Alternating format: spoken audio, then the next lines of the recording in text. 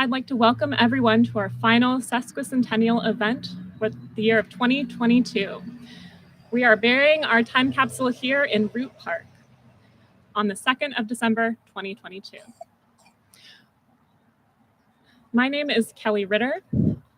I'm a member of the Sesquicentennial Committee, and I'd like to introduce a couple other people from our elected officials that are here. So we have Councilor Karina Lopez.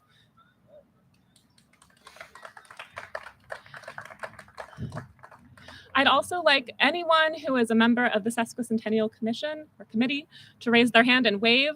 We all worked pretty hard this year.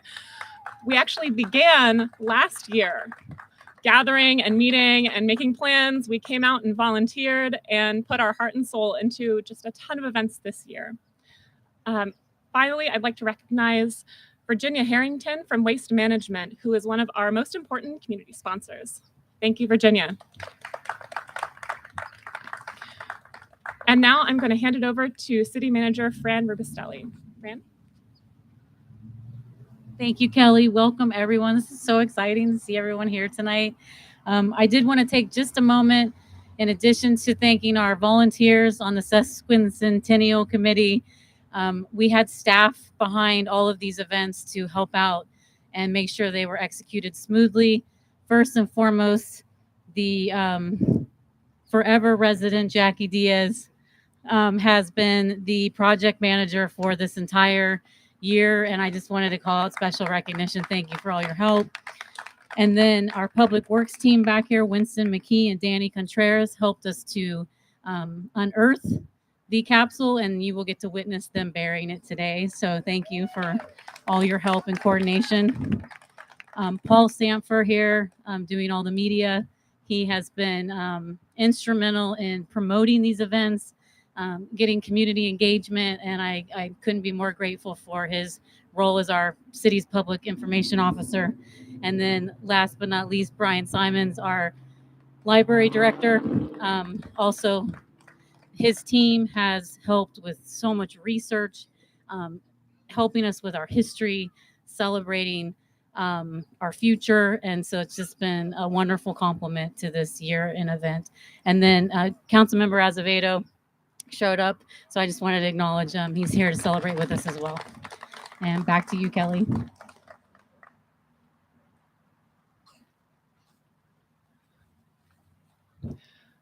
The Sesquicentennial year has been a great year for celebration, especially as we're starting to come out of COVID. And I'd just like to take a moment to go over the events that we did this year. So we kicked off our year with a birthday celebration on March 21st at City Hall. Next, we opened the Here is a Sign exhibit, which was a photo exhibit by Brodie Scotland of all of the historic signs all over San Leandro. It was really incredible. Next was the redlining exhibit, which was sponsored by Councilor Karina Lopez. And currently, I understand, is traveling to other libraries throughout the Bay. That's a local examination of the history of redlining and exclusionary housing practices in San Leandro. And it took a lot of incredible dedication from staff and also from community members who were willing to share their stories. Next was the Cherry Parade, which also included our city's very first Pride Parade. And following the Cherry Parade was the Gathering, which was put on by the Historical Society. Following that, at the end of the summer, was 150 minutes of music down at the marina. Next, we had a Made in San Leandro event. And finally, tonight, we're burying the time capsule, and we're going to celebrate with the Downtown Association. It's a wonderful night.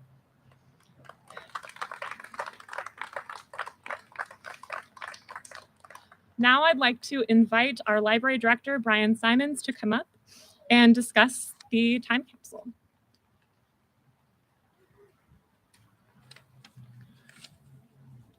Thank you so much, Commissioner Ritter. Good afternoon, everyone. As library director at the San Leandro Public Library, it's been a very unique pleasure to serve the community this first year as your library director during this important milestone for the city. And fun historical fact, the city has only had 5 library directors in its 150 years. So if history has anything to say about it, you're stuck with me for a little while. But in all seriousness, though, it's really been an incredible year to join the City of San Leandro organization. I've been lucky enough to oversee many of the efforts the library and museum staff have done and put forward to celebrate and mark the 150 years of the City of San Leandro. And from the redlining exhibit and its adjacent programming to the summer children's programming at the museum, it's really been a year of celebration, acknowledgement, and remembrance. And now that we have unearthed the time capsule and let it tell us its stories from the past that it had within it, it's now time to bury the time capsule again, but with our stories added to it for the residents of 50 years from now to discover. And to tell you more about what we unearthed and also what we added to the time capsule, let me introduce you to the person who really led a lot of these historical efforts during the 150th, and especially the time capsule efforts, our local history librarian, Angelica Peña.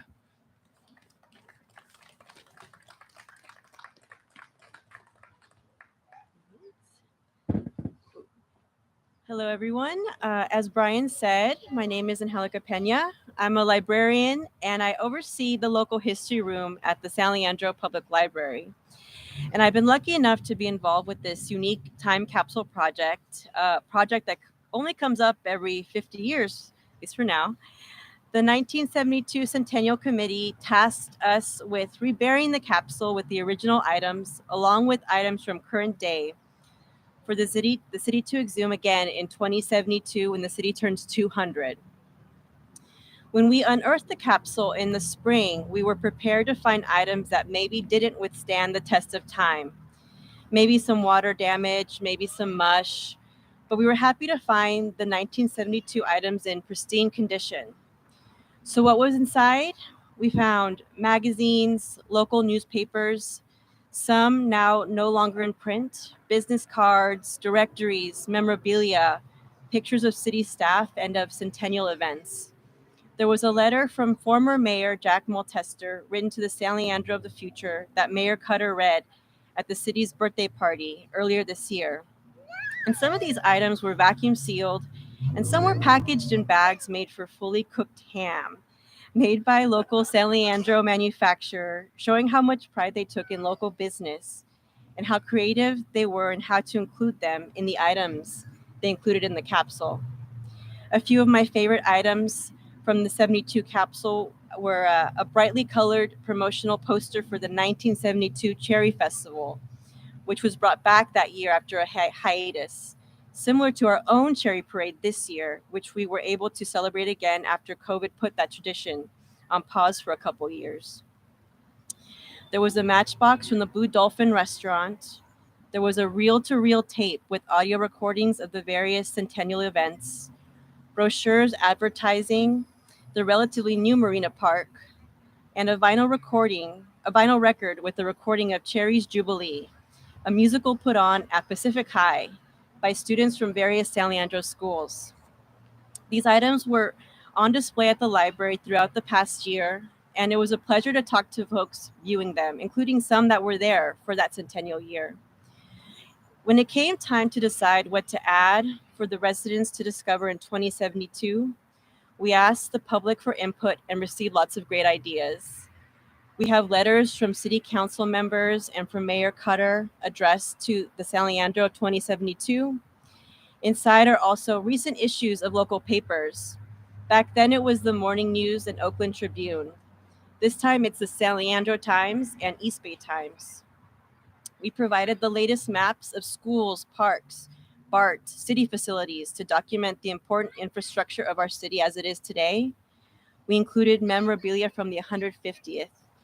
And just like they included local businesses then, we found ways to include local businesses of today through items like menus from restaurants, cups, bottles, and cans from local breweries and coffee shops, and even an ice cream cup from Lord's, a business that was around for the centennial in 72 and we hope is still around for 2072. There are items that capture life in a pandemic, like face masks and signs asking you to wash your hands and stand 6 feet apart. We invited the community to write letters to the future to include in the capsule. In those letters, mostly written by young folks, they describe wearing masks at school, but also where they enjoy hanging out, like our downtown and local boba shops. We had one endearing letter from a child who described how to take pictures with a smartphone. Details I wouldn't have thought to capture, but I'm glad they're included. These are little details of our everyday lives that are sure to evolve and look different when the capsules reopened in 2072. And in addition to items capturing the now, we have a few items that document projects in the works and ambitions for things yet to come, like proposals for the marina. How will that look in 50 years, and how will reality line up with these ideas outlined? And the 2021 Climate Action Plan, which outlines metrics the city hopes to hit by 2050 in order to protect the environment we enjoy here. So thank you to all who submitted ideas, letters, and items that helped us create this snapshot of San Leandro of 2022. A San Leandro that's grown more diverse, welcoming, and influential over the past 50 years. I hope the folks of 2072 enjoy these items and get a good sense of that. I'll be in my 80s when that time comes, so fingers crossed. I hope to be around to see how that goes.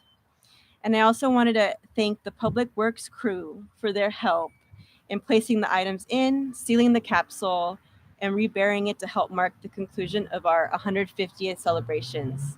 Thank you.